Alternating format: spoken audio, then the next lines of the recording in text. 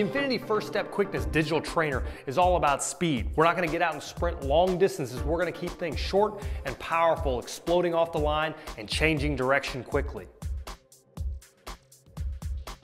We're going to set up staggered cones out about 5 yards, and we're going to move them to the left about 5 yards, and then we'll be set up for the sprint out. You're going to be sprinting, breaking down, shuffling, and then sprinting again forward.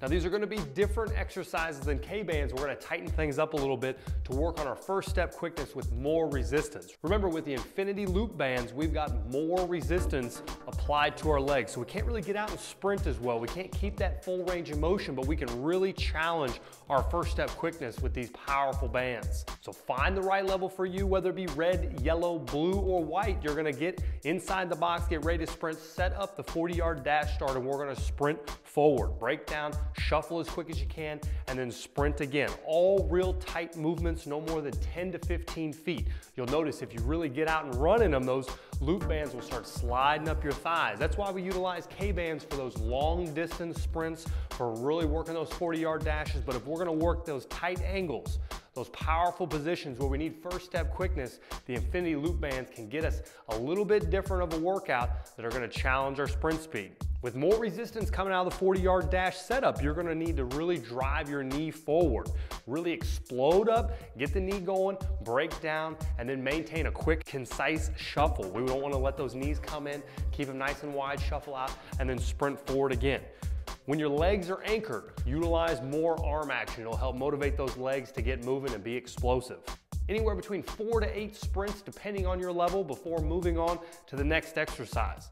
Today we're going to be working tuck jump sprints with the Infinity Loop Bands. With the loop bands here, now we've got more resistance added to our legs than K-bands, so we've got to utilize the ability to increase the resistance level. Find a level that when you do your tuck jumps, you can still get that knee separation so we can land and sprint. We're also going to shorten up the box now. For 10 yards will be our max distance. Anytime we get out in that farther phase there, our loop band will slide up and we're not going to focus on the right movements there. So we want to make sure that we're working in that short first step quickness area, tuck jump 2 to 3 times, sprint forward 10 yards and pull up, come back, and we'll run it again. You got about 8 to 10 reps here before you move on to the next sequence, but keep in mind not to grab too little or too heavy of a loop band. If you get too loose, you'll notice that the loop band will fall down when you land on the tuck jump, and if you're too tight, you're going to struggle to sprint. This is a great guide to help you understand which level you need. So be sure to mix and match and try the different levels if you're noticing that it falls down too easy or you can't really get up and sprint. But if you find the right level within those 4 that come with it, you're going to notice that those tuck jumps are really challenged, and that first step out of the box is going to be tough as well. Today we're going to be doing a great drill that we started utilizing with K-bands, and we're going to take it up a notch with the Infinity Loops drop step defense drill. You're going to get staggered cones now. We've got 2 rows of staggered cones to where we can drop 45-degree angle, run a little bit, shuffle out to the side, or more of a jab step feel, hesitate, turn and sprint. You'll work your way zigzagging down through the cones, and then you might finish with a sprint either in reverse or forward, whatever you feel more comfortable with. You can also just stick to the simple basics here, doing the drop step and the slide to really work on your first step quickness. As you get better at your footwork, go ahead and add resistance, but we want to make sure that we're staying natural. Utilizing K-bands during this drill, you'll be able to really get out and sprint. But when we're focused with the Infinity Loop Bands, we've got more resistance, so we've got to focus a little bit more on getting our feet turned around, but we want to just make sure that we're pushing through and driving with our arms. Keep things short, keep things concise, complete 8 repetitions before moving on to the next exercise. Today we've got rapid response squats with the Infinity Loop Bands. Notice now during this exercise we got a couple things we're going to focus on. Selecting the right level of resistance for you is going to be a key to this exercise. You want to be able to make sure you're in a good athletic stance to where you can get those feet pattering.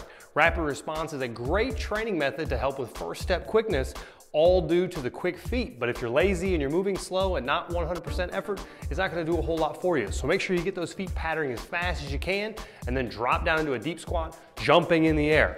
As soon as you land, you want to try to get your feet moving as quickly as possible. You'll cycle through about 4 to 6 jump squats, with the majority of the time spending with the feet moving quickly. Start a little bit lighter and then get a little bit heavier as you move through the resistance level. Make sure a great thing that you check for is if you find the Infinity Loop falling down as you do the exercise, you know that you're not keeping that good athletic stance. Make sure that your feet are good and wide outside the shoulders, and then we work to get as high as we can on the jumps. Cycle through about 5 sets before completing the exercise. Today, we're gonna be doing an exercise that's gonna require 3 cones and your infinity loop bands. You're gonna space these cones out about 3 to 4 yards apart and gives you a nice centralized training zone.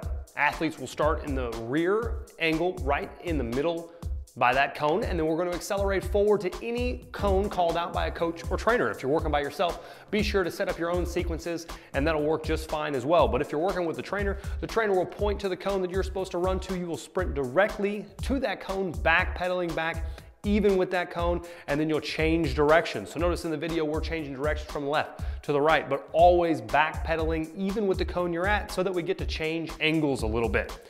The infinity hurdles are great for first step quickness, as we have discussed. So we want to stay tight, we want to stay small in about that 10-foot range to where we can utilize the resistance level, but don't have to worry about them moving around.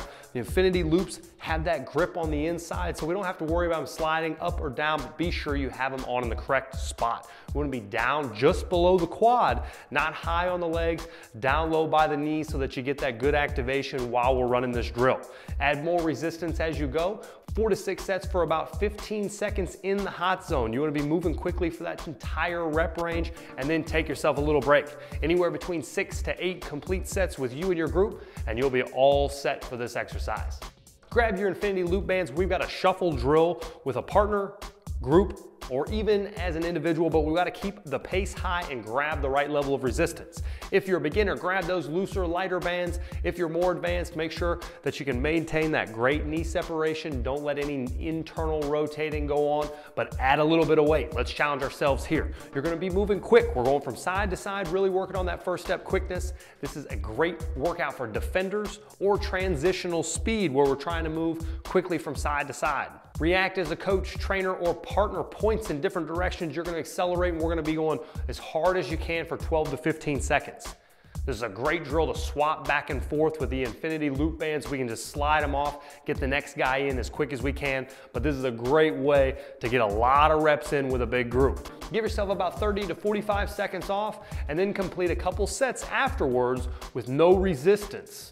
This is going to help peak us out, take us to the next level. Double check the weight that you're utilizing throughout each of these drills to make sure that you don't have too much or too little. You should maintain proper form and get great leg action through each individual drill.